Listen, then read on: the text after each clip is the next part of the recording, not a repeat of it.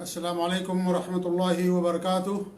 الحمدللہ رب العالمین الرحمن الرحیم مالک یوم الدین واشہد ان لا الہ الا اللہ وحدہ لا شریک لہ واشہد ان محمدا عبدہ ورسولہ صلوات اللہ وسلامہ علیہ وعلی آلہ وعلی اصحابہ ومن اہتدی بہدیہ واستنى بسنتہ الی یوم الدین. اما بعد.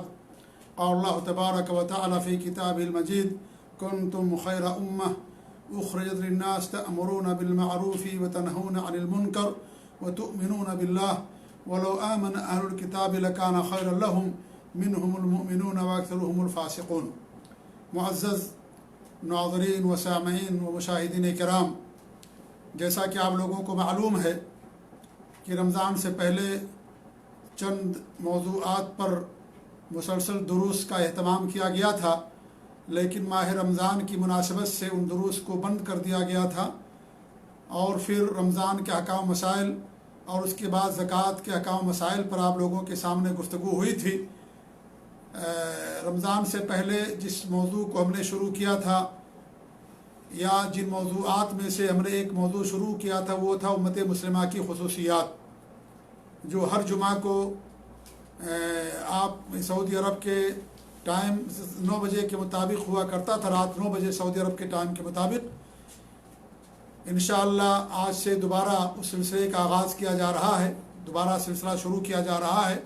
اس سے پہلے 4 دروس ہمارے اس موضوع پر ہوئے تھے، اور ان 4 دروس میں امت مسلمہ کی جو خصوصیات دنیا سے متعلق ہیں، میں نے ان کو پیش کرنے کی کوشش کی تھی.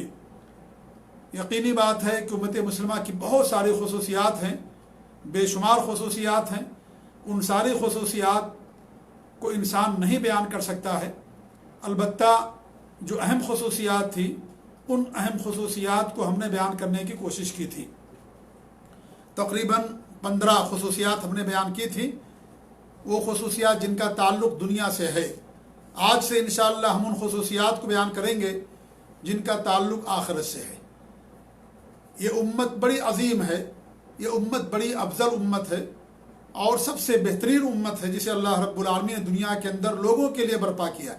کنتم خیر امہ، تم سب سے بہترین امت ہو. اتنی بہترین امت اس روئے زمین پر نہیں پیدا ہوئی ہے.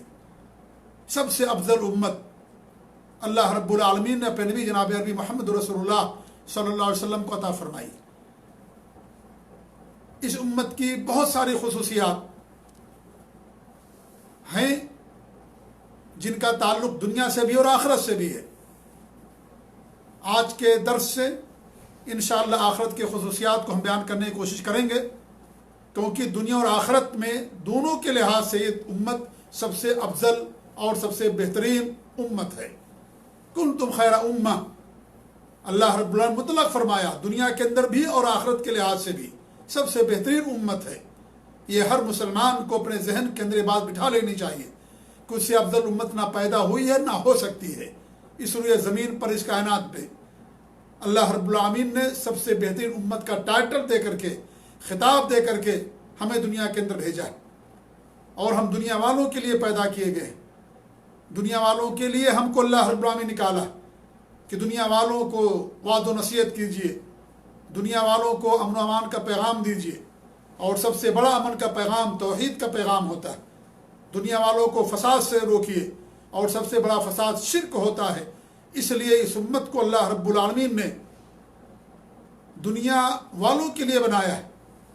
ہم اپنے لیے نہیں پیدا کیے گئے. ہمیں اللہ نے عبادت کے لیے پیدا کیا، اور لوگوں کو معروف کا حکم دینا، لوگوں کو اللہ کی عبادت کی طرف بلانا، یہ بھی سب سے اہم مشن ہے، سب سے اہم مقصد ہے جس کے لیے اللہ رب العالمین نے ہمیں اور آپ کو دنیا کے اندر بھیجا. معروف کا حکم دیتے ہیں، منکر سے روکتے ہیں. وتؤمنون باللہ، اور اللہ پر ایمان رکھتے ہیں. یعنی اس امت کی خصوصیات میں سے، پہچان میں سے ایک بڑی پہچان امر بالمعروف اور نہی عن المنکر ہے. اور یہ امت دنیا اور آخرت دونوں کے لحاظ سے سب سے عظیم اور سب سے افضل امت ہے. آخرت کی جہاں تک خصوصیات کا تعلق ہے تو اس میں نمبر 1، قیامت کے دن اس امت کے افراد کے اعضاء وضو کی وجہ سے چمک رہے ہوں گے۔ آپ صلی اللہ علیہ وسلم سے پوچھا گیا کہ آپ قیامت کے دن اپنی امت کو کیسے پہچانیں گے؟ پوری دنیا اکٹھا ہوگی، حضرت آدم سے لے کر کے اور قیامت کے آخری انسان تک سارے کے سارے لوگ اکٹھا ہوں گے، جمع ہوں گے، تو آپ اپنی امت کو کیسے پہچانیں گے اتنی ساری امتوں کے اندر؟ تو ہمارے نبی نے فرمایا انہم یاتون غرا محجلین یوم القیامت من الوضوء، وہ قیامت کے دن وضو کے آثار سے ان کے چہرے اور ان کے ہاتھ پاؤں چمک رہے ہوں گے، میں ان سے پہچان لوں گا کہ ہماری امت کے لوگ ہیں۔ غرن کا مطلب ہے وہ گھوڑا جس کے پیشانی پر چمک ہو، اور یہاں مراد پورا چہرہ ہے، اور محجلین جس کے وہ گھوڑے جس کے ہاتھ اور پاؤں کے اندر چمک ہوتی ہے وہ مراد ہیں۔ تو انسان وضو کرتا ہے، چہرے کو دھلتا ہے، ہاتھ کو دھلتا ہے، پاؤں کو دھلتا ہے، تو قیامت کے دن وضو کے آثار سے یہ سارے چہرے اور یہ پاؤں اور ہاتھ سب چمک رہے ہوں گے، اور ہمارے نبی صلی اللہ علیہ وسلم اپنی امت کو پہچان لے جائیں گے۔ جیسا کہ حدیث کے اندر آتا ہے کہ اللہ کے رسول صلی اللہ علیہ وسلم فرمایا وددت انا قد رأینا اخواننا، ہماری خواہش تھی کہ اپنے بھائیوں کو ہم دیکھیں۔ قالوا اصحابہ، تو آپ کے صحابہ نے آپ سے فرمایا اولیس اخوانک یا رسول اللہ، کیا ہم آپ کے بھائی نہیں اللہ کے رسول صلی اللہ علیہ وسلم؟ قال انتم اصحابی، تو آپ نے فرمایا کہ تم میرے صحابہ ہو۔ یقیناً صحابہ آپ کے بھائی بھی تھے، دینی بھائی تھے، لیکن یہ صحبت کا شرف انہیں ملا، یہ زیادہ اونچا مقام ہے صحبت کا شرف۔ اللہ رب العالمین نے اپنے بندوں میں سے جس کو چاہا اپنے نبی کی صحبت کے لیے منتخب کیا۔ عبداللہ بن مسعود فرماتے ہیں کہ اللہ رب العالمین نے پوری کائنات کے لوگوں کا دل دیکھا تو سب سے بہتر دل جناب عربی محمد رسول اللہ صلی اللہ علیہ وسلم کا پایا، تو اللہ رب العالمین نے آپ کو اپنی نبوت و رسالت کے لیے منتخب کیا۔ اس کے بعد اور لوگوں کے دلوں کو دیکھا تو سب سے بہتر دل صحابہ کرام کا پایا، سب سے پاکیزہ، سب سے صاف ستھرا دل ان کا پایا، تو اللہ رب العالمین نے اپنے نبی کی صحبت کے لیے ان کو منتخب کیا۔ تو وہ صحابہ ہیں، وہ دینی بھائی تو ہے ہی ہیں، لیکن دینی بھائی سے اونچا مقام صحبت کا ہے۔ نبوت کے بعد صحبت کا مقام مرتبہ ہوتا ہے، اس لیے سب سے افضل انبیاء کرام ہیں، اور انبیاء کرام کے بعد سب سے افضل صحابہ کرام ہوتے ہیں، لہذا وہ صحابہ تھے جنہیں اللہ رب العالمین نے اپنے نبی کی صحبت کے لیے منتخب کیا، جو اس دھرتی اور سروے زمین پر انسان نما فرشتے تھے، انسان نما فرشتے تھے، جنہیں اللہ رب العالمین نے اپنے نبی کی صحبت کے لیے منتخب کیا، جن کے لیے جنت کا وعدہ کیا، جنہیں اللہ نے معاف کر دیا، اللہ ان سے راضی ہو گیا، رزق کریم کا، جنت کا اللہ نے ان سے وعدہ فرمایا۔ تو ہمارے نبی نے فرمایا تم میرے صحابہ ہو، تم میرے صحابہ ہو۔ وہ اخوان الذین لم یاتوا بعد، اور میرے بھائی وہ ہوں گے جو ابھی تک نہیں آئے، جن کو ہم نے نہیں دیکھا۔ فقالوا کیف تعرف من لم یاتی بعد من امتک یا رسول اللہ، تو لوگوں نے کہا کہ آپ کیسے انہیں پہچانیں گے جن کو ابھی تک آپ نے دیکھا ہی نہیں، یہ جو ابھی تک آئے ہی نہیں اللہ کے رسول صلی اللہ علیہ وسلم، آپ کیسے پہچانیں گے قیامت کے دن؟ اتنی ساری امتیں ہوں گی، اتنے سارے لوگ ہوں گے، ان سارے لوگوں میں آپ انہیں کیسے پہچانیں گے؟ تو ہمارے نبی نے فرمایا انہم یاتون غرا محجلین من الوضوء، وہ قیامت کے دن کیسے آئیں گے؟ وضو کی وجہ سے ان کے چہرے اور ان کے ہاتھ پاؤں چمک رہے ہوں گے، کیونکہ وضو عبادت ہے، جہاں جہاں پانی پہنچے گا ہاتھ اور پاؤں میں، جن کو انسان وضو کے اندر دھلتا ہے، وہ سارے کے سارے اعضاء قیامت کے دن چمک رہے ہوں گے، لہذا میں انہیں پہچان جاؤں گا۔ یہ صحیح مسلم کی روایت۔ اس طریقے سے ابو ہریرہ رضی اللہ عنہ فرماتے ہیں ان امتی یاتون یوم القیامت غرا محجلین من اثر الوضوء، وضو کی ہمارے نبی نے فرمایا کہ قیامت کے دن میری امت کے لوگ ایسے آئیں گے کہ ان کے چہرے اور ہاتھ پاؤں وضو کے نشانات سے چمک رہے ہوں گے۔ پھر ابو ہریرہ نے فرمایا رضی اللہ تعالیٰ عنہ فمن استطاع منکم ان یطیل غرته فلیفعل، تم میں سے جو چاہے اپنی چمک کو بڑھا لے تو اپنی چمک کو بڑھا لے۔ یہ صحیح بخاری اور صحیح مسلم کی روایت، یہ صحیح بخاری اور صحیح مسلم کی روایت۔ اس سے معلوم ہے کہ قیامت کے دن امت محمدیہ کے ہاتھ اور پاؤں چمک رہے ہوں گے، اور آپ صلی اللہ علیہ وسلم اس کی وجہ سے انہیں پہچان جائیں گے۔ اس طریقے سے صحیح مسلم کی روایت ہے کہ ہمارے نبی نے فرمایا ان حوض ابعد من ایلا من عدن، کہ ہمارے حوض کی جو دوری ہے وہ ایلا سے، عدن سے لے کر کے ایلا تک ہے، فهو اشد بیاض من الثلج، اور یہ یمن کے 2 شہروں کے نام ہیں، یا ایلا جو ہے یہ شام کے شہر کا نام، اور عدن یہ یمن کے ایک شہر کا نام ہے۔ فَهُوَ أَشَدُّ بِيَاضًا مِنَ الثَّلْجِ، یہ جو حوض ہوگا یہ برف سے بھی زیادہ سفید ہوگا، یعنی اس کا پانی برف سے بھی زیادہ سفید۔ وَأَحْلَى مِنَ الْعَسَلِ، اور شہد سے بھی زیادہ میٹھا ہوگا۔ وَآنِيَتُهُ أَكْثَرُ مِنْ عَدِّ النُّجُومِ، اور اس کے جو برتن ہوں گے، آپ خورے ہوں گے جن کے اندر لوگ پانی پئیں گے، وہ تاروں کی تعداد سے بھی کہیں زیادہ۔ وَإِنِّي لَأَصُدُّ النَّاسَ عَنْهُ، اور میں لوگوں کو اپنے حوض سے بھگاؤں گا، روکوں گا۔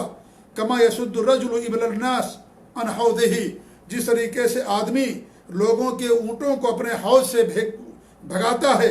قالوا یا رسول اللہ، تو آپ کہیں گے کہ اللہ کے رسول لوگوں نے کہا اللہ کے رسول صلی اللہ علیہ وسلم اتعرفنا یومئذ، کیا اس دن آپ ہم لوگوں کو پہچانیں گے؟ قال نعم، تمہارے نبی نے فرمایا کہ ہاں، لکم سیما لیست لأحد من الامم، تمہارے پاس ایک ایسی نشانی ہوگی جو امتیوں میں سے کسی کے پاس نہیں ہوگی۔ تردون علی غرا محجلین من اثر الوضوء، تم ہمارے پاس آؤ گے وضو کے نشانات سے، تمہارے چہرے اور ہاتھ پاؤں کے اعضاء چمک رہے ہوں گے، اور میں اس کی وجہ سے تم کو پہچان لوں گا۔ یہ صحیح مسلم کی روایت ہے۔ اور جن کے وضو کے اعضاء، وضو کے نشانات سے جن کے اعضاء نہیں چمک رہے ہوں گے، ہم ان کو اپنے حوض سے بھگا دیں گے اور اپنے حوض سے ان کو پانی نہیں پلائیں گے۔ یہ حوض ہماری امت کے لیے ہوگا، اور اپنی امت کے لوگوں کو لوگ ہمارے حوض سے پانی پئیں گے، اور آئے گا آگے انشاءاللہ امت مسلمہ کی خصوصیات میں آپ صلی اللہ علیہ وسلم کے متعلق کہ اللہ رب العالمین جو آپ کو حوض دے گا وہ سب سے بڑا حوض ہوگا، اور وہاں پر حوض کے تعلق سے کچھ باتیں آپ لوگوں کے سامنے بیان کی جائیں گی۔ تو الغرض کہنے کا مقصد یہ ہے کہ اس امت مسلمہ کی آخرت کی خصوصیات میں سے ایک خصوصیت یہ ہے کہ قیامت کے دن ہمارے نبی صلی اللہ علیہ وسلم اپنی امت کے افراد کے اعضاء چمک رہے ہوں گے، تو آپ اس کی وجہ سے ان کو پہچان لے جائیں گے۔ کتنی بڑی خوبی ہے، کتنی بڑی یہ نعمت ہے، کتنا بڑا کرم ہے اللہ رب العالمین کا کہ آپ صلی اللہ علیہ وسلم قیامت کے دن ہمیں پہچانیں گے، اور وضو کی وجہ سے ہمارے سارے اعضاء چمک رہے ہوں گے۔ اس لیے آدمی کو چاہیے کہ زیادہ زیادہ وضو کرے، پاک صاف رہنے کی کوشش کرے، اور جب بھی وضو کرے تحیۃ الوضو پڑھے۔ تحیۃ الوضو جب پڑھے گا تو اس کے لیے اور نیکی ہوتی ہے۔ اللہ کے رسول صلی اللہ علیہ وسلم نے بلال رضی اللہ تعالیٰ سے پوچھا کہ وہ کون سی نیکی ہے جو تم کرتے ہو، کیونکہ میں نے جنت کے اندر تمہارے قدموں کے آہٹ کو اپنے آگے سے سنا۔ تو انہوں نے کہا کہ جب میں وضو کرتا ہوں، جب بھی وضو کرتا ہوں تو میں ہر وضو کے بعد 2 رکعت نماز پڑھتا ہوں۔ تمہارے نبی نے فرمایا کہ اس کی وجہ سے ہم نے تمہارے قدموں کی آہٹ اپنے آگے سنی۔ اس سے معلوم ہوا کہ وضو انسان کو کرنا چاہیے، پاک صاف رہنا چاہیے، اور وضو کے بعد انسان اگر 2 رکعت تحیۃ الوضو پڑھتا ہے تو اس کے لیے بہت زیادہ اجر و ثواب ہے، جنت میں جانے کا ذریعہ اور سبب ہے۔ تو قیامت کے تعلق سے پہلی نشانی۔ دوسری نشانی کہ امت ہر نبی کے لیے گواہی دے گی کہ اس امت کے نبی نے اپنی امت کو توحید کا پیغام پہنچا دیا۔ جب امتیں انکار کریں گی قیامت کے دن، اللہ تعالیٰ پوچھے گا نبیوں سے کہ کیا تم نے ہمارا پیغام پہنچا دیا؟ تو نبی کہیں گے ہاں۔ پھر اللہ رب العالمین اس نبی کی امت سے پوچھے گا تو امت انکار کر دے گی، کہے گی کہ ہم تک نہیں پیغام پہنچا، جھوٹ بول دے گی امت۔ تو اللہ کے رسول تو اللہ رب العالمین پوچھے گا انبیاء کرام سے کہ کوئی گواہی دینے والا ہے تمہاری؟ تو کہیں گے کہ ہاں، امت محمدیہ ہماری اس بات کی گواہی دے گی۔ تو امت محمدیہ گواہی دے گی کہ ہر نبی نے اپنی اپنی قوم کو توحید کا پیغام پہنچا دیا، انہوں نے کوئی کوتاہی نہیں کی۔ جس طریقے سے اللہ نے پیغام ان کو دیا، وہ دین کا پیغام بلا کم و کاست، بلا کمی اور زیادتی کے اپنی امت تک پہنچا دیا، اپنی قوم کے لوگوں تک پہنچا دیا۔ اسی لیے اس امت کو اللہ رب العالمین نے گواہ بنایا۔ یہ امت وسط ہے جو قیامت کے دن گواہی دے گی، باقاعدہ عدل کے ساتھ، انصاف کے ساتھ گواہی دے گی۔ کیوں؟ اس لیے کہ اللہ رب العالمین نے قرآن کریم کے اندر بیان کیا ہے کہ ہر نبی نے اپنی اپنی امت کو پیغام پہنچا دیا۔ قرآن سچا ہے، اللہ تعالیٰ کا کلام ہے۔ نبی نے فرمایا ہے کہ ہر نبی نے اپنے اللہ کے پیغام کو امت تک پہنچا دیا۔ نبی صلی اللہ علیہ وسلم سچے ہیں، آپ کی حدیثیں سچی ہیں، آپ کی حدیثیں صادق ہیں، لہذا یہ امت قیامت کے دن گواہی دے گی اور کہے گی کہ ہر نبی نے اپنی اپنی امت کو توحید سنت کا پیغام لوگوں تک پہنچا دیا۔ یہ کتنا بڑا اعزاز ہے اس امت مسلمہ کے لیے، یہ کتنا بڑا کرم ہے اللہ رب العالمین کا کتنا بڑا تمغہ ہے اس امت کے لیے کہ امت سب کے لیے گواہ ہوگی، سب کے لیے گواہی دے گی امت مسلمہ. یعنی اس امت کا ایمان انبیاء پر، اللہ پر اور نبی پر، قرآن پر، یوم آخرت پر اس قدر اس کا ایمان قوی ہوگا کہ اپنے قوی ایمان کی بنا پر ساری امتوں کے لیے باقاعدہ گواہی دے گی. امت سب کے لیے گواہی دے گی جب جب ان کی نبی کی امتیں انکار کر دیں گی. اور گواہی کیوں دیں گے؟ اس لیے گواہی دیں گے کہ ان کو ایمان ہے، اس بات پر یقین ہے کہ ہر نبی نے اپنے پیغام تک پہنچا دیا، اس لیے وہ قیامت کے دن گواہی دیں گے. جیسے انہیں یقین ہے کہ ہمارے نبی نے پہنچا دیا، ایسے ہر نبی کو اللہ نے بھیجا، ہر قوم کے اندر، ہر امت کے اندر، تو ہر امت کو ان کے نبی نے پیغام ان تک پہنچا دیا. ان کو یقین ہوگا اس بات پر، جیسے انہیں اپنے نبی کی باتوں پر یقین کہ ہمارے نبی نے تمام باتیں انسانیت تک پہنچا دی ہیں، ایسے ہر نبی نے پہنچا دیا. اس لیے اپنے قوی ایمان کی بنا پر، قوت ایمان کی بنا پر وہ لوگ قیامت کے دن گواہی دیں گے. اللہ رب العالمین نے فرمایا قرآن مجید کے اندر، وَكَذَلِكَ جَعَلْنَاكُمْ أُمَّةً وَسَطًا لِتَكُونُوا شُهَدَاءَ عَلَى النَّاسِ وَيَكُونَ الرَّسُولُ شَهِيدًا عَلَيْكُمْ شَهِيدًا، کہ اللہ رب العالمین نے تم کو امت وسط بنایا ہے، تمہیں امت وسط بنایا تاکہ تم لوگوں کے لیے گواہ بنو. جیسے یہ رسول تمہارے گواہ ہوں گے، ایسے تم امت کے لیے گواہ بنو.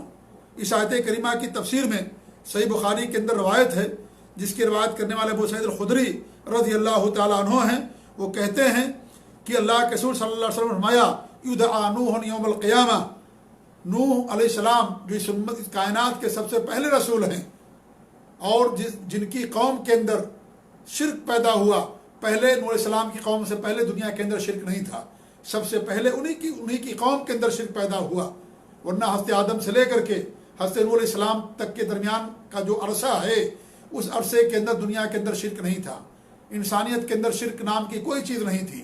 سب سے پہلا شرک نوح علیہ السلام کی قوم کے اندر پیدا ہوا. اس سے معلوم ہوا کہ شرک یہ بعد میں آنے والی چیز ہے، یہ اصل نہیں ہے، یہ ناگہانی چیز ہے. اصل توحید ہے، اصل توحید ہے اس کائنات کی، اس دنیا کی، جس کے لیے اللہ رب العالمین نے سب کو پیدا کیا ہے. اور حضرت آدم علیہ السلام سب سے پہلے نبی ہیں، اور نبی موحد ہوتا ہے. نبی توحید لے کر کے دنیا کے اندر وہ آئے. تو حضرت نوح علیہ السلام، حضرت آدم سے لے کر کے حضرت نوح علیہ السلام کے درمیان کا جو عرصہ ہے، دنیا کے اندر شرک نہیں تھا. دنیا شرک کو نہیں جانتی تھی. سب سے پہلے شرک پیدا ہوا نوح علیہ السلام کی قوم میں. اور کیسے پیدا ہوا؟ بزرگوں کی شان میں غلو کرنے کی وجہ سے پیدا ہوا، ان کی شخصیتوں میں غلو اور حد سے تجاوز کرنے کی وجہ سے پیدا ہوا. جیسا کہ باقاعدہ آثار بیان کیے گئے. عبداللہ بن عباس رضی اللہ تعالیٰ نے بیان فرمایا، امام قتادہ نے بیان فرمایا، اور لوگوں نے بیان کیا ہے. اور امام بخاری رحمۃ اللہ علیہ نے باقاعدہ سورہ نوح کی جس میں اللہ رب العالمین نے ان کے 5 نیک لوگوں کو ذکر کیا ہے، اس آیت کے ضمن میں تفسیر میں بیان کیا ہے عبداللہ بن عباس کا قول کہ ان کے اچھے لوگ تھے، نیک لوگ تھے. جب یہ گزر گئے تو شیطان ان کے پاس آیا، ان کو دھوکہ دیا اور کہا کہ اپنے بزرگوں کی تصویریں مجسمے بنا لو اور جو عبادت خانے وہاں پر نصب کر دو. اس کا فائدہ یہ ہوگا کہ تم انہیں دیکھ کر کے اپنے آپ کو بھی نیک بننے کی کوشش کرو گے کہ وہ نیک تھے، ہم بھی نیک بن جائیں. اور انہوں نے ایسا ہی کیا، لیکن انہوں نے عبادت نہیں کی. اس کے بعد جب علم ختم ہو گیا، توحید کا علم ختم ہو گیا، وہ نسل چلی گئی، تو اس کے بعد کیا ہوا؟ وہ ان لوگوں جو بعد میں آئے لوگ، ان کے پاس شیطان آتا ہے اور کہتا تمہارے آبا و اجداد تو ان کے ذریعے سے اللہ تعالیٰ کو سے مانگتے تھے. وہیں سے لوگوں نے وسیلہ لینا شروع کیا اور وہ کہنے لگے کہ بھی ہم تو گنہگار ہیں، ہماری پہنچ نہیں ہو سکتی اللہ تعالیٰ تک، لہذا یہ نیک لوگ تھے، بزرگ لوگ تھے، ان کے ذریعے سے اللہ تعالیٰ سے مانگو، تب اللہ تعالیٰ تم کو دے گا، تب اللہ تعالیٰ تمہاری باتوں کو سنے گا، ان کے واسطے کے بغیر نہیں سنے گا. وہیں سے امت کے اندر یا کائنات کے اندر شرک پیدا ہوا. اور اس شرک کے خاتمے کے لیے اللہ رب العالمین علیہ السلام کو بھیجا جو اس کائنات کے سب سے پہلے رسول تھے. اور آپ دیکھیں 2 وجہ ہوا شرک پیدا ہونے کا. ایک وجہ تو یہ کہ انہوں نے نیک لوگوں کی شان میں غلو کیا، ان کے مقام کو اونچا کر دیا اور ان کا وسیلہ لینے لگے. دوسرا علم ختم ہو گیا، لہذا علم بھی میرے بھائیوں بنیاد ہے یہ. اسی لیے ایک عالم کو ایک شیطان گمراہ نہیں کر سکتا، لیکن ایک عابد جس کے پاس علم نہیں ہوتا اسے شیطان گمراہ کر سکتا، اس سے شیطان شرک کروا سکتا. لیکن ایک جو عالم ہوتا ہے، جو حقیقت میں عالم ہے، سچا عالم، عالم حق، عالم دین، کتاب و سنت کا عالم، سلف صالحین کے نہج پر چلنے والا عالم، وہ عالم کبھی شرک کے اندر ملوث نہیں ہو سکتا. اس کے پاس علم ہوتا ہے، اس لیے ایک عالم کی عابد پر بڑی فضیلت ہوتی ہے. تو علم ختم ہو گیا, توحید کا علم ان کے پاس نہیں رہا, اس لیے ان کے پاس شرک آ گیا. تو میرے بھائیوں, یہ نوح علیہ السلام کو اللہ رب العالمین قیامت کے دن بلائے گا اور وہ کہیں گے لبیک و سعدیک, میں حاضر ہوں, میری خوش نصیبی ہے اے میرے رب. فیقول هل بلغت, تو اللہ پوچھے گا کہ تم نے پہنچا دیا؟ اللہ کو سب کچھ معلوم ہے, لیکن اللہ رب العالمین حجت قائم کرنے کے لیے پوچھے گا کیا تم نے پہنچا دیا پیغام کو؟ فیقول نعم, تو کہیں گے کہ ہاں ہم نے پہنچا دیا. فیقال لامته, پھر ان کی امت سے کہا جائے گا هل بلغکم, کیا انہوں نے تم کو پہنچا دیا؟ فتقول لا, تو کہے گی امت کی نہیں, قوم نوح کہے گی نہیں ہم تک کوئی بات نہیں پہنچ, جھوٹ بول دے گی امت, جھوٹ بول دے گی اور کہے گی کہ انہوں نے ہمیں کچھ نہیں پہنچایا, ہمیں نہیں کچھ معلوم. فیقول اللہ من یشہد لک, تو اللہ تعالیٰ کہے گا اے نوح علیہ السلام تمہارے لیے کون گواہی دے گا اس بات کی کہ آپ دعوے کے اندر سچے ہیں؟ اللہ کو معلوم ہے کہ نوح علیہ السلام سچے ہیں, لیکن اللہ رب العالمین اس طریقے سے کرے گا تاکہ ان کی قوم کے اوپر حجت قائم ہو جائے اور امت مسلمہ کا مقام و مرتبہ بلند ہو جائے. جس امت کو اللہ رب العالمین نے اپنے نبی کو عطا فرمایا, تو اللہ تعالیٰ اس امت مسلمہ کو اعزاز عطا کرے گا, اس امت مسلمہ کا مقام مرتبہ بڑھائے گا. ورنہ اللہ کو معلوم ہے کہ حضرت نوح علیہ السلام نے کوئی کمی نہیں کی تھی اور پیغام کو بلا کم و کاست کے پہنچا دیا تھا اپنی قوم کو, لیکن اس امت کا مقام بلند کرنے کے اللہ رب العالمین پوچھے گا کہ کون تمہارے لیے گواہی دینے والا ہے؟ فیقول, تو کہیں گے محمد و امتہ, اور ان کی امت, یعنی محمد صلی اللہ علیہ وسلم گواہی دیں گے اور ان کی امت گواہی دے گی کہ انہ قد بلغ, کہ انہوں نے پہنچا دیا ہے, انہوں نے قد بلغ یعنی انہوں نے سب کچھ پہنچا دیا. وَهَذَا قَوْلُ اللَّهِ وَكَذَلِكَ جَعَلْنَاكُمْ أُمَّةً وَسَطًا, اور یہ اللہ تعالیٰ کی اس قول کی تفسیر ہے جو اللہ نے بیان فرمایا کہ وَكَذَلِكَ جَعَلْنَاكُمْ أُمَّةً وَسَطًا, ہمارے نبی بھی گواہی دیں گے اور یہ امت بھی قیامت کے دن گواہی دے گی. اس سے ہمارے نبی کا اعزاز بلند ہوا, مقام بلند ہوا کہ آپ سب کے لیے گواہی دیں گے کہ ہر نبی نے اپنی قوم کو پہنچا دیا ہے, کسی نے کوئی کوتاہی نہیں کی. اور یہ امت بھی گواہی دے گی, ہماری امت محمدیہ قیامت کے دن, کہ حضرت نوح علیہ السلام نے اپنی قوم کے لوگوں کو پوری بات پہنچا دی, انہوں نے کوئی کمی نہیں کی. آپ دیکھیں قرآن کریم کی شاید کی تفسیر ہمارے نبی نے حدیث کے اندر بیان فرمائی. اس لیے قرآن کریم کو سمجھنے کے لیے انسان کو حدیثوں کی ضرورت ہے. حدیث کے بغیر انسان قرآن کریم کو نہیں سمجھ سکتا. اگر اس حدیث کو نہ لیا جائے تو کذالک جعلناکم امۃ وسطا کی تفسیر کیا کی جائے گی, کیا اس کی تفسیر کی جائے گی؟ ہمارے بھی نے اس کی تفسیر کر کے بتایا کہ اس امت کی تفسیر یہ ہے کہ امت قیامت کے دن گواہی دے گی سابقہ انبیاء کرام کے لیے کہ انہوں نے اپنی قوم کو حق بات پہنچا دیا. تو یہ امت مسلمہ کی دوسری بڑی خصوصیت ہے کہ امت مسلمہ سب کے لیے زمین میں بھی اللہ رب العالمین نے ان کو گواہ بنایا ہے اور آخرت بھی اللہ رب العالمین کو گواہ بنائے گا, اور اس طریقے سے امت مسلمہ سب کے حق میں گواہی دے گی. تیسری خصوصیت یہ ہے کہ اس امت کے نبی جناب عربی محمد رسول اللہ صلی اللہ علیہ وسلم کو شفاعت عظمیٰ, سب سے بڑی شفاعت جو ہمارے نبی کی خصوصیات میں سے ہے کہ یہ شفاعت اللہ رب العالمین کسی اور نبی کو عطا نہیں کرے گا. یہ شفاعت عظمیٰ ہمارے نبی کی خصوصیات میں سے. ایسی دوسری خصوصیت ہمارے نبی کی شفاعت کے تعلق سے یہ ہے کہ جنتیوں کے لیے جنت میں داخلے کی سفارش ہمارے نبی صلی اللہ علیہ وسلم کریں گے. پروانہ مل چکے گا, اللہ رب العالمین فیصلہ کر دے گا کہ کون جنت میں جائے گا کون جہنم میں جائے گا. لیکن جب تک ہمارے نبی صلی اللہ علیہ وسلم سفارش نہیں کریں گے اس وقت جنتوں کے دروازے نہیں کھلیں گے اور جنت میں کوئی بھی نہیں جا سکے گا.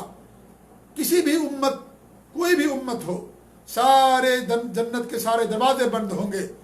دروازوں پر سارے لوگ کھڑے ہوں گے, انتظار کر رہے ہوں گے کہ دروازہ کھلے, لیکن دروازہ نہیں کھولا جائے گا. یہ بھی ہمارے نبی کا اعزاز, ہمارے نبی کا مقام مرتبہ کہ آپ صلی اللہ علیہ وسلم سفارش کریں گے کہ اللہ رب العالمین تم جنت کے دروازوں کو کھول دے, تو اللہ رب العالمین ہمارے نبی کی سفارش کو قبول فرمائے گا اور جنتوں کے دروازے کھولے گا. اس کے بعد سارے لوگ جنت کے اندر جائیں گے, اس سے پہلے نہیں کوئی جا سکتا. یہ بھی ہمارے نبی کی جو سفارشیں ہیں اور شفاعتیں ہیں جو ہمارے نبی کے ساتھ خاص ہیں ان میں سے دوسری سفارش ہے. تیسری سفارش یا شفاعت جو ہمارے نبی کے ساتھ خاص وہ یہ ہے کہ جنتیوں کے مقام مرتبے میں بلندی کی سفارش, کہ جنتی ہیں ہمارے نبی سفارش کریں گے کہ اللہ رب العالمین کے مقام کو بلند کر دے, مرتبے کو بلند کر دے. تو اللہ تعالیٰ ہمارے نبی کی سفارش کو قبول کرے گا, کیونکہ جنت میں سارے درجے برابر نہیں ہیں, ان کے اندر بھی درجات کے اندر فرق ہے, تفاوت ہے. تو ہمارے نبی صلی اللہ علیہ وسلم سفارش کریں گے اللہ رب العالمین سے کہ اللہ رب العالمین جنتیوں کے مقام مرتبے میں تو بلندی عطا فرما، تو اللہ رب العالمین آپ کی سفارش کو قبول فرمائے گا۔ چوتھی صفات جو ہمارے نبی کے ساتھ خاص ہوگی وہ یہ ہوگی کہ آپ نے مشفق چچا ابو طالب کے لیے سفارش کریں گے کہ اللہ رب العالمین ان کے عذاب کے اندر تخفیف کر دے، ان کے عذاب کے اندر تخفیف اور ہلکا پن کر دے۔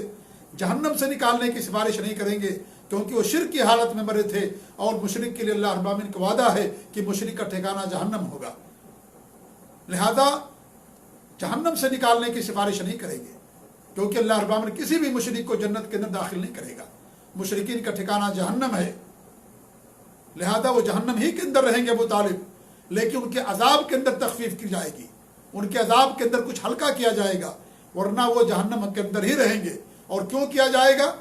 اس لیے کیا جائے گا کیونکہ انہوں نے ہمارے نبی کی مدد کی تھی، بہت زیادہ مدد کی تھی ہمارے نبی صلی اللہ علیہ وسلم کی، ان کی حفاظت کی، ان کی مدد کی، لیکن اسلام قبول نہیں کیے۔ ہمارے نبی کی بڑی خواہش تھی کہ آپ کے مہربان اور مشفق چچا ابو طالب اسلام قبول کر لیں، لیکن ان کو اسلام قبول کرنے کی توفیق نہیں ملی۔ وہ جانتے تھے کہ اسلام سچا دین ہے، ہمارے نبی صلی اللہ علیہ وسلم سچے ہیں، ہمارے نبی کی تعریف میں انہوں نے اشعار کہے ہمارے نبی کی تعریف میں، ان کی سچائی پر اشعار کہے، ان کے دین کی تعریف کی، لیکن ان کو اسلام لانے کی توفیق نہیں ملی۔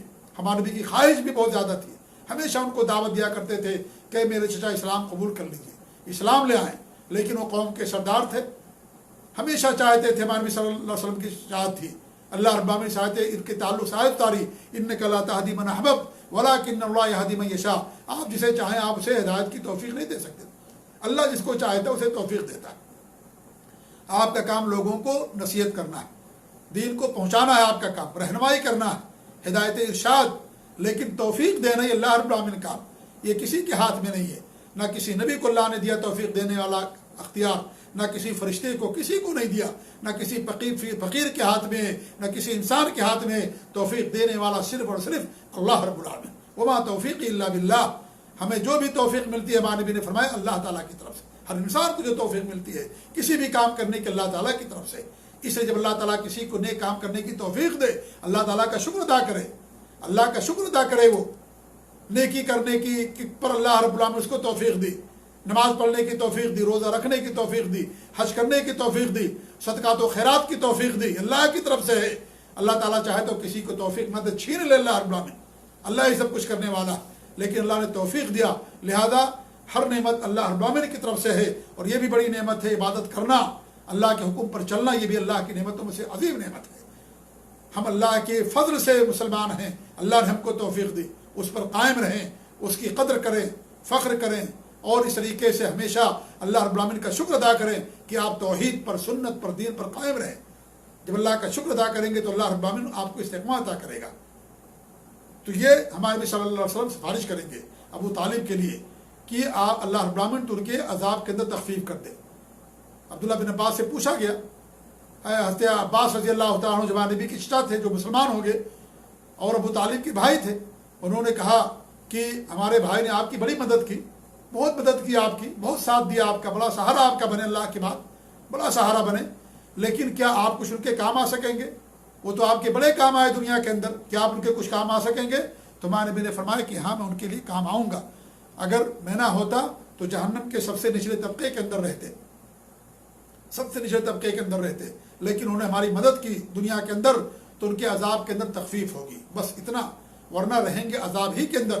جیسے جنات میں درجات ہیں، ایسے ہی جہنم کے اندر بھی جو ہے درجے ہیں، اور جہنم کے اندر بھی طبقات ہیں۔ جہنم کے اندر سب سے نچلا طبقہ منافقین کے لیے، جو سب سے خطرناک طبقہ ہوگا، جہاں سب زیادہ لوگوں کو عذاب ملے گا، سب سے خطرناک طبقہ، ان المنافقین فی الدرک الاسفل من النار، منافقین سب سے نچلے طبقے کے اندر رہیں گے جہنم کے اندر۔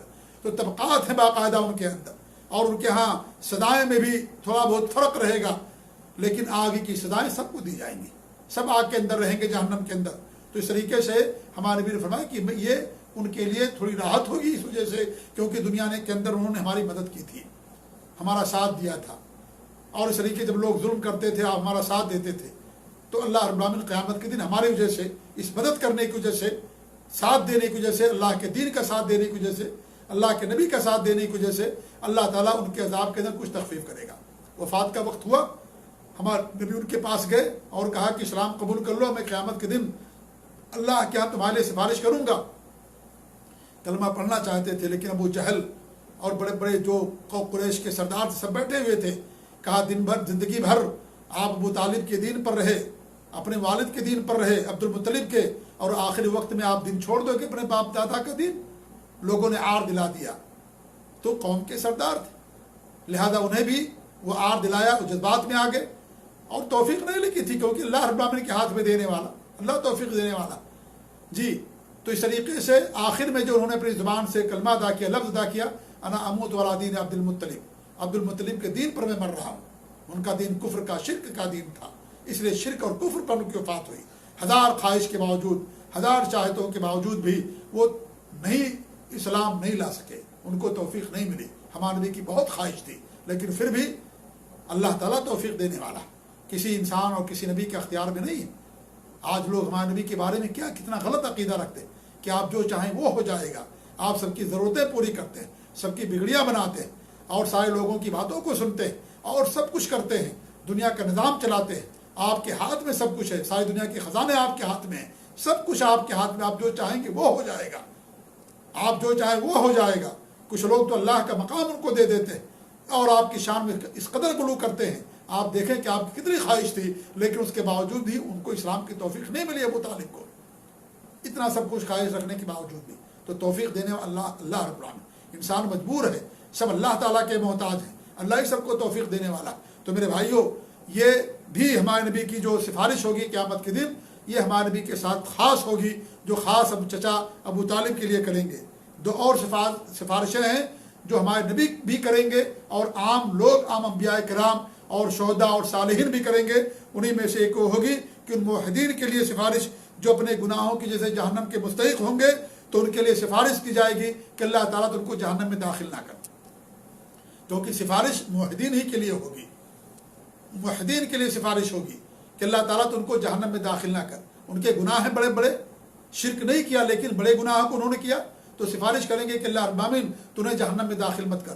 تو یہ سفارش ہمارے نبی بھی کریں گے، اور دیگر انبیاء کرام، شہداء اور صلحاء اور نیک لوگ بھی کریں گے۔ اور دوسری جو سفارش عام ہوگی وہ یہ ہوگی ان موحدین کے لیے جو اپنے گناہوں کی وجہ سے جہنم میں چلے گئے، تو اللہ تعالیٰ سے سفارش کی جائے گی، ہمارے نبی بھی کریں گے، اور دیگر انبیاء کرام اور شہداء اور صالحین کریں گے سفارش کہ اللہ رب العالمین ان موحدین کو جہنم سے نکال لے، جو گناہوں کی وجہ سے، بڑے بڑے گناہوں کی وجہ سے جہنم کے اندر چلے گئے۔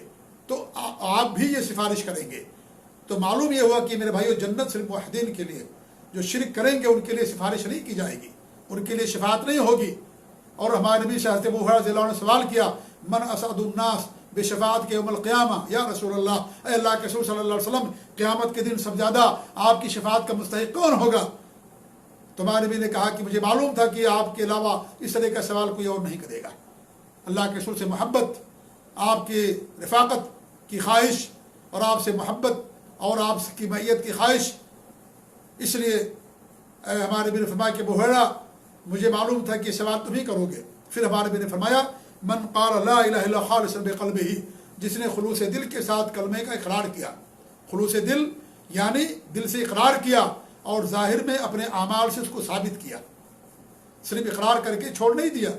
جیسے آج بہت سارے مسلمان اقرار کرتے ہیں لیکن کلمے کے تقاضوں کے مطابق ان کی زندگی نہیں گزرتی، کلمہ بھی پڑھتے ہیں، نمازیں بھی پڑھتے ہیں، لیکن شرک بھی کرتے ہیں، کفر بھی کرتے ہیں۔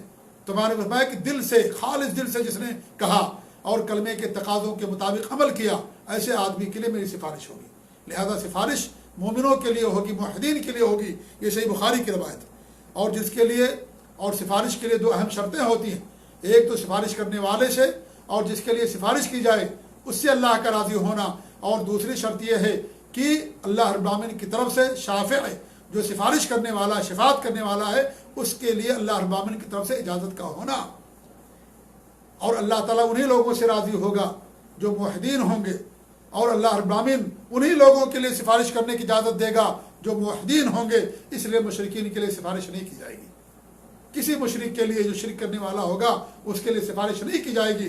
لہذا ہر شرک کرنے والا جہنم کے اندر جائے گا، ہر شرک کرنے والا جہنم کے اندر جائے گا۔ تو اس سے معلوم ہوا میرے بھائیوں کہ شفاعت عظمیٰ جس کا تعلق آخرت سے ہے، मैदान महशर से है, ये मकाम महमूद है जो अल्लाह रब्बुल आलमीन आपको अता करेगा। जैसा कि अल्लाह फरमाता है मिनल लैल फतहज्जद बिही नाफिलतन लक असा अन यबअसका रब्बुका मकाम महमूदा, कि आप रात के अंदर तहज्जुद की नमाज पढ़िए, ये आपके लिए नफिल है। फ़र्ज से ज़्यादा ये तहज्जुद फ़र्ज नहीं होता, तहज्जुद ये नफिल है, यानी सुन्नत है, फ़र्ज से ज़्यादा है। जो फ़र्ज से ज़्यादा उसे नफिल कहा जाता है, लिहाजा नफिल के अंदर सुन्नतें भी आती हैं क्योंकि ये फ़र्ज से ज़्यादा है। असा अन यबअसका रब्बुका मकाम महमूदा, करीब है कि अल्लाह रब्बुल आलमीन तुम्हें मकाम महमूद अता फरमाए। मकाम महमूद क्या है? हमारे नबी ने हदीस के अंदर फरमाया कि मकाम महमूद वो है कि जब अल्लाह रब्बुल आलमीन सबको इकट्ठा करेगा मैदान महशर में, सारे लोग इकट्ठा होंगे, नफसी नफसी का आलम होगा, सबकी ज़ुबान पर सल्लिम सल्लिम कि अल्लाह ताला तो हिफाजत फरमा, अल्लाह ताला तो मदद फरमा, अल्लाह हमारी हिफाजत फरमाए, सबकी ज़ुबान पर यही होगा। और सारे लोग परेशान हाल होंगे, परेशान हाल होंगे, सारे के सारे लोग सब पसीने के अंदर शराबार होंगे और सारे लोग मैदान महशर में इकट्ठा होंगे। और लोग जाएंगे अंबिया किराम के पास कि जा करके अल्लाह ताला से सिफारिश कीजिए कि अल्लाह रब्बुल आलमीन हिसाब व किताब ले ले। लोग हज़रत नूह अलैहिस्सलाम के पास आएंगे, हज़रत आदम अलैहिस्सलाम के पास, उनसे कहेंगे कि आप अल्लाह के पास जाइए और सिफारिश कीजिए कि अल्लाह रब्बुल आलमीन सबका हिसाब व किताब ले ले। तो हज़रत आदम अलैहिस्सलाम इनकार कर देंगे। फिर लोग हज़रत नूह अलैहिस्सलाम के पास जाएंगे, वो भी इनकार कर देंगे। लोग हज़रत इब्राहीम अलैहिस्सलाम के पास जाएंगे, वो भी इनकार कर देंगे। लोग हज़रत मूसा अलैहिस्सलाम के पास, हज़रत ईसा अलैहिस्सलाम के पास जाएंगे, दोनों इनकार कर देंगे, सारे नबी इनकार कर देंगे और कहेंगे जाइए मोहम्मद सल्लल्लाहु अलैहि वसल्लम के पास, आप उन लोग उनके पास जाइए और उनसे सिफारिश की दरख्वास्त कीजिए। लोग हमारे नबी के पास आएंगे। हमारे नबी सल्लल्लाहु अलैहि वसल्लम रहमतुल लिल आलमीन हैं, दुनिया के अंदर भी और आखिरत के अंदर भी। आप अल्लाह के पास जाएंगे, अपना सर सजदे में रख देंगे और जितना अल्लाह रब्बुल आलमीन आपको तौफीक देगा उतनी अल्लाह रब्बुल आलमीन की तारीफ़ करेंगे, उसकी हम्द व सना बयान करेंगे। फिर अल्लाह रब्बुल आलमीन आपसे फरमाएगा, अल्लाह रब्बुल आलमीन फरमाएगा या मोहम्मद इरफ़ा रासक, अय मोहम्मद सल्लल्लाहु अलैहि वसल्लम आप अपना सर उठाइए। वक़ुल इस्मा लक, फरमाइए आपकी बात सुनी जाएगी। वसल तुअता, सवाल कीजिए मांगिए आपको दिया जाएगा। वशफ़ा तुशफ़ा, सिफारिश कीजिए आपकी सिफारिश कबूल की जाएगी। फ़यक़ूल, तो वो जाकर के सिफारिश करेंगे और कहेंगे कि अल्लाह रब्बुल आलमीन तो सबका हिसाब किताब ले ले, सबका हिसाब किताब ले ले, पूरी इंसानियत का, सारे लोगों का, सारे औलाद आदम का अल्लाह रब्बुल आलमीन तो हिसाब व किताब ले ले। सब लोग परेशान हैं, मजबूर हैं, परेशानी के आलम में। तो ये मकाम महमूद है, ये शफात उज़्मा है। यहाँ पर ये सबसे बड़ी शफात जो होगी वो हमारे नबी के लिए ख़ास होगी, जहाँ सारे अम्बिया इनकार कर देंगे। अल्लाह के दरबार में जाने के लिए उनके पास जुरात नहीं होगी और अल्लाह के दरबार में जाने शर्माएंगे। लेकिन हमारे नबी सल्लल्लाहु अलैहि वसल्लम अल्लाह के दरबार में जाएंगे। ये मकाम अल्लाह रब्बुल आलमीन ने आपको अता किया, मकाम महमूद अता किया और शफात उज़्मा नसीब फरमाया कि आप क़यामत के दिन लोगों के लिए सिफारिश करेंगे कि अल्लाह रब्बुल आलमीन तू सबका हिसाब व किताब ले ले। फिर अल्लाह रब्बुल आलमीन सबका हिसाब व किताब लेगा। या इस तरह ये शफात के ताल्लुक़ जो हदीसें हैं, सही बुखारी, सही मुस्लिम और सुनन के अंदर ये सारी हदीसें मौजूद हैं जिसमें ये सारी बातें बयान की गई। तो इस तरीके से ये इस उम्मत मुस्लिमा का एजाज़ है, इस उम्मत मुस्लिमा का इम्तियाज़ है, ये खुसूसियत है कि इस उम्मत मुस्लिमा का नबी आखिरी नबी और रसूल जो सबका सरदार है, सबसे अफजल है, सबका पेशवा और रहबर है, ये नबी क़यामत के दिन सारी इंसानियत के लिए, सारे लोगों के लिए अल्लाह रब्बुल आलमीन के दरबार में जा कर के सजदे करेंगे, अल्लाह ताला से सिफारिश करेंगे कि अल्लाह रब्बुल आलमीन तो सबका हिसाब व किताब ले ले। फिर अल्लाह रब्बुल आलमीन सबका हिसाब व किताब लेगा। आप सल्लल्लाहु अलैहि वसल्लम अपनी उम्मत के लिए भी सिफारिश करेंगे कि अल्लाह ताला हमारी उम्मत के लिए भी हमारी सिफारिश को कबूल फरमा। तो अल्लाह रब्बुल आलमीन आपकी सिफारिश को कबूल फरमाएगा और उन लोगों के लिए जो मुवहिदीन होंगे और इस तरीके से हिसाब व किताब के लिए, सारी इंसानियत के लिए हमारे नबी सल्लल्लाहु अलैहि वसल्लम सिफारिश करेंगे। तो ये शिफातें थी मेरे भाइयों जो मैंने आपके सामने बयान फरमाई। लिहाजा इंसान अल्लाह ताला से दुआ करे कि अल्लाह रब्बुल आलमीन क़यामत के दिन तो हमें नबी की सिफारिश नसीब फरमा। कुछ लोग ये कहते हैं कि नबी हमारी सिफारिश फरमाना, कि मेरे भाइयों ऐसा कहना हराम है, शिर्क है ऐसा कहना, एक हराम है ऐसा कहना कि नबी आप हमारी सिफारिश फरमाना। क्योंकि हमारे नबी सल्लल्लाहु अलैहि वसल्लम को गोया कि इंसान पुकार रहा है। ये वैसी है जैसे कोई आदमी नबी से औलाद मांगे, जैसे कोई इंसान नबी से या अल्लाह के अलावा किसी से भी औलाद मांगे, या इस तरीके से रिज़्क़ वो चीज़ें जिनमें अल्लाह रब्बुल आलमीन ने किसी को अख्तियार नहीं दिया उस तरीके से मांगे। ये अल्लाह रब्बुल आलमीन के साथ शिर्क है ये कहना कि ए रसूल हमारी सिफारिश फरमाना क़यामत के दिन। ये हराम है। ये सिफारिश ये अल्लाह रब्बुल आलमीन के लिए, अल्लाह का हक़ अल्लाह जिसको चाहेगा उसे अता करेगा। اللہ تعالیٰ جس کو اجازت دے گا وہی کرے گا، اللہ جس سے راضی ہوگا وہی کرے گا، لہذا یہ اللہ تعالیٰ کا حق ہے۔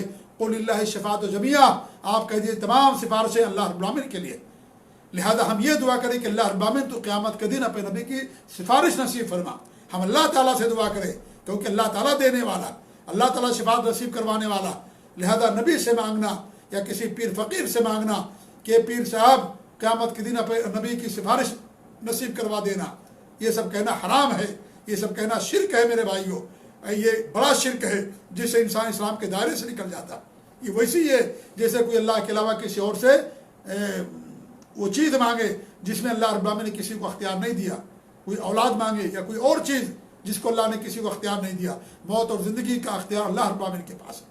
تو اگر وہ چیزیں جن میں اللہ نے کسی کو اختیار نہیں دیا اس میں اگر کوئی مانگتا ہے کسی سے تو اللہ تعالیٰ کے ساتھ بڑے شرک کا ارتکاب کرتا ہے، لہذا سفارش یہ اللہ کا حق ہے، یہ اللہ رب العالمین کا حق ہے، اللہ جس کو چاہے گا عطا کرے گا، جیسے اللہ جس کو چاہتا ہے اولاد دیتا ہے، اللہ تعالیٰ جس کو چاہتا ہے موت دیتا ہے، زندگی دیتا ہے، اللہ دنیا کا نظام چلاتا ہے، ہوا چلاتا ہے، اور اس طریقے سے سورج اور چاند یہ سب اللہ تعالیٰ کے حکم کے مطابق چلتے ہیں، لہذا یہ سب اللہ تعالیٰ کی خصوصیات میں سے ہے، اللہ کے اختیارات میں سے ہے، اللہ رب العالمین نے کسی کو اس کا اختیار نہیں دیا، لہذا اگر کوئی اللہ کے رسول سے کہتا ہے کہ ہمارے نبی صلی اللہ علیہ وسلم قیامت کے دن ہماری سفارش کرنا، اور اس طریقے سے اگر کوئی کہتا ہے تو یہ حرام کام کا ارتکاب کرتا ہے، شرک کا ارتکاب کرتا ہے۔ تو میرے بھائیوں، قیامت کے تعلق سے یا آخرت کے تعلق سے تین بڑی خصوصیات آج ہم نے سنی ہیں۔ پہلی خصوصیت ہم نے یہ بیان کی کہ یہ امت قیامت کے دن اپنے اعضائے وضو کی وجہ سے پہچانی جائے گی۔ دوسری ہم نے خصوصیت پڑھی یا سنی کہ امت قیامت کے دن ہر نبی کے لیے گواہی دے گی۔ تیسری خصوصیت یہ ہوگی کہ اس امت کے نبی کو اللہ رب العالمین شفاعت عظمیٰ نصیب فرمائے گا، اور بھی ساری کچھ سفارشیں جو 4 سفارشیں ہیں جو ہمارے نبی کے ساتھ خاص ہیں وہ بھی اللہ رب العالمین اپنے نبی کو قیامت کے دن عطا فرمائے گا، یہ بھی اس امت کے لیے اعزاز ہوگا، اور اس طریقے سے امت کے لیے یہ افتخار کی بات ہوگی، یہ اعزاز ہوگا اور شرف کی بات ہوگی، یہ اللہ کا فضل و کرم ہوگا۔ تو آج ہم نے 3 خصوصیات سنی ہیں، انشاءاللہ اگلے درس کے اندر باقی اور خصوصیات ہم بیان کرنے کی کوشش کریں گے۔ اللہ رب العالمین تو قیامت کے دن ہمیں اپنے نبی کی سفارش نصیب فرما، اللہ رب العالمین تمہیں اپنے نبی کی سنتوں پر قائم رکھ، اللہ رب العالمین تو توحید پر قائم رکھ، اللہ تعالیٰ تو ہم سب کو شرک سے محفوظ رکھ، توحید پر قائم رکھ، رب العالمین نیک کام کرنے کی توفیق دے، اللہ تعالیٰ تو اس بیماری کو، اس وبا کو پوری دنیا سے ختم کر دے، سب کو اللہ تعالیٰ اسے محفوظ کر دے، سب کو اللہ تعالیٰ تو اسے نجات دے دے، آمین رب العالمین، وجزاکم اللہ خیر، والسلام علیکم ورحمۃ اللہ وبرکاتہ۔